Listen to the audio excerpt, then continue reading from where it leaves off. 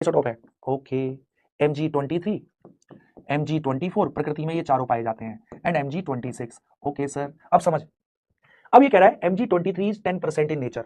मान ले कुल में 100 एटम, मान लिया कुल में 100 एटम है, ठीक है ना। लेट 100 टोटल एटम्स, है ना, हाँ, लेट 100 टोटल एटम्स हैं दुनिया में। मान ले, इधर आ जा, पूरा फोकस यहाँ। मान ले 100 एटम है कुल में, तो बेटा 100 एटम अगर माने तो ये 10% है। 10%, 10%, अगर टोटल 100 है तो उसमें से इसके 10 होंगे। सर जी सही कह रहे हो सर, सर जी सही कह रहे हो, तो इसके 10 एटम होंगे, तो इसके 10 एटम। तो अगर 100 एटम में से इसके 10 एटम है मेरे बेटा, तो इन दोनों के कुल मिला के 90 एटम होंगे। हाँ सर जी, इन दोनों के कुल मिला के 90 एटम होंगे, बिल्कुल दोनों के कुल मिला के 90 एटम होंगे। सर जी सही कह रहे हो सर, सर जी लॉजिकल है। अब 90 में से कुछ इसके होंगे, कुछ इसके होंगे, तो ले मान ले इसके x एटम्स, तो इसके कितने हो जाएंगे, 90 माइनस x एटम्स। बोल है कि नहीं? हाँ, टोटल वेट ऑफ 100 एटम्स, बिल्कुल। तो 100 एटम में 10 एटम इसके हैं, एक एटम का वजन 23 AMU, तो 10 एटम का वजन 23 इंटू 10 AMU, बहुत बढ़िया।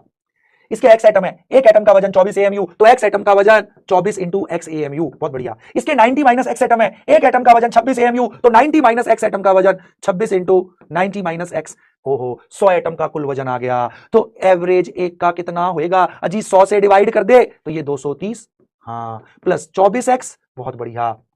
26 इंटू 9, 9 छिक, हाँ 54, 4 5, हासिल गई। 9 दूनी 18, 18 5 23 होते हैं।